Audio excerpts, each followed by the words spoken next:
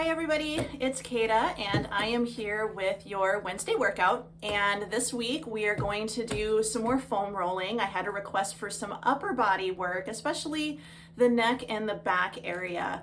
And this is something that a lot of people struggle with because we tend to become imbalanced with regards to our muscles. So what tends to happen is due to sitting a lot, bending over a lot, having a desk job, just reading, all the things that we do day to day that cause us to be in a slightly forward folded position, we tend to start to get very tight in the muscles in the front of our body, and then we start to get a little bit weaker in the muscles in the back of the body. And what that turns into is we feel that we have a lot of neck pain and back pain, and it's because we're starting to get that forward hunched or forward rounded posture from being in this position at a desk, sitting down or looking down and reading books and cooking and just gardening, all the things that we do day to day repetitively over and over again. So we do want to release some of the muscles in the back, but we also at some point want to start working on stretching and releasing the muscles in the front and strengthening the muscles in the back.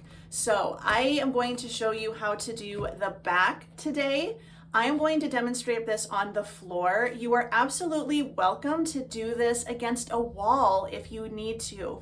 Sometimes the getting down on the floor or putting pressure on your back on the floor is too uncomfortable. You can do this leaning up against a wall, or if you have a chair that has a really high back that maybe isn't too squishy, you can also try it that way as well. Again, I am going to be using my Rollga foam roller. It is my personal preference. I find it to be so much more comfortable, but you can also use a couple of tennis balls, or some of you may have the yoga tune-up balls if you have ever been in a class with me. I will say if you are doing the yoga tune-up balls, you might want to start on the wall first until you determine how your body reacts to the yoga tune-up balls, because the standard size is kind of like getting massaged by thumbs. And for some people, that's a little bit too much. But tennis balls, you'll want a couple of them, and then racquetball also works well, but they do tend to compress and squish, so keep that in mind.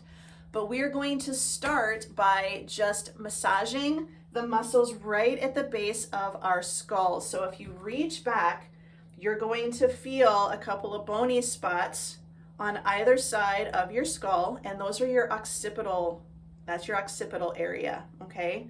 So we're going to start there. You can do this with the balls, like a couple of tennis balls. You might need to put a yoga block on the floor, place the balls on the yoga block, and then lie back to get the amount of pressure that you want. But we're just going to lie back, and I'm going to turn, and hopefully you guys can see this. We're going to lie back, and then we're just going to take this, and we are going to rest our head too far forward. And we're going to rest our head, and we're just going to allow the occipital bones to rest on the two spots here. If you are using the balls, you're going to allow the balls, the tennis balls or what have you, to rest.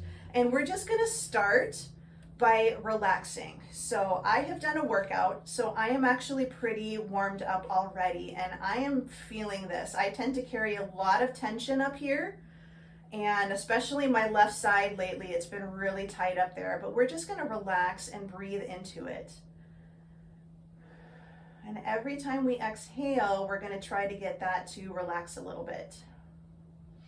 Now, if it's not too uncomfortable for you, you can start to add a head shake. So we're shaking our head no. We're doing a little bit of a scrub, doing our head side to side. And you can do this with a regular roller. It is going to feel a little different. It might not be quite as comfortable, but it's an option. Good, and then we return to the center, and then we can do just a very gentle nod of our head, yes.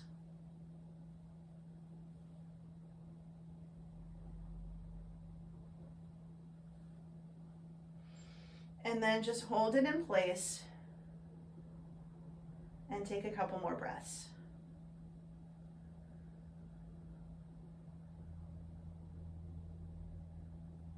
Good. And then we're going to release, and we're just gonna lie back and see how we feel. Next, we're going to start massaging the upper back. So between the shoulder blades, we're gonna go from about where your cervical spine and your thoracic spine come together. You can usually find that. There's usually a bony bump right there. So everybody tends to have that one vertebrae that kind of sticks out a little bit. And we're gonna start just a little bit below that. If you have a Rollga, your spine is going to rest right in this groove. And so these two ridges are going to roll in the trough on either side of your vertebrae, on either side of your spine. Now, there's no real graceful way to do this. I tend to just hold it in place and lie back. You may have to do a little bit in the way of contortions to get this to work. I like to sometimes start lower and sometimes I start higher. It kind of depends and is up to you. You don't want to go too low and start messing around with those floating ribs. So you've got a couple of ribs down there that don't attach to the sternum in the front, and they're attached via cartilage. So we're going to start a little bit higher. Ladies, this is about where the bra strap sits around your torso, around your ribs. And we're just going to do a little bit of forward and back movement. Not a lot. We want to still protect our low back. A little bit of movement. Now you can always just hold it. Your hands can support your head, and that's perfectly okay. And then if you're good with it, I like to add in a bridge, adds a little bit more pressure. And then I also like to add a little bit of a rock, just a couple of inches forward and back. Again, you can do this if you've got a couple of tennis balls. You just want to make sure that the balls are on either side of your spine, of your vertebrae, and they're rolling in that trough. It shouldn't feel, it may feel uncomfortable or even a little painful muscle-wise, but it shouldn't feel like you're rolling over bone. And then I drop down, and then I walk my feet out. I come up into a bridge again, and this way I can start to go a little bit higher and do my rolling. And you're welcome to just sit at an angle and do a little bit of breathing if you find a sore spot. I have my hands supporting my head, but I'm not cranking on it. And I bring my elbows in because this rounds my spine, rounds my shoulder blades, and opens up the muscles in the back a little bit. And again, I like to lift up into a bridge, and I like to do a little bit of rolling. Every now and again, I will get something to pop. I will have something that gets, like right there, I just felt one. I will get a little bit of a pop. Good, and then you can drop down, walk the feet out, and you can even go a little farther. Right now, I am right between my shoulder blades, and I bring my elbows in close, and I will tuck my chin a little bit for this one, but you do what feels comfortable. And just a nice good roll. And again, you can always set the hips down. You can always do just a little forward and back, like you're doing a little bit of a crunch. But again, your abs are tight and controlled. You don't want to be flexing and extending at your low back. You want to think about your core staying neutral, your hips neutral, and you're doing a little forward and back with just your upper spine, your thoracic spine. So nice and controlled. And then I lift up a little bit, I go a little bit farther, and now you can kind of see I'm starting to get up into the back of my shoulders and into the upper shoulder blades. So our supraspinatus muscle is up there. And again, just a forward and back roll. If you find a sore spot, set it down, just breathe and try to relax. And you can add a little bit of an open and a close, see how it feels. But again, I just get the hair out of the way, do a little tuck, and then I just roll.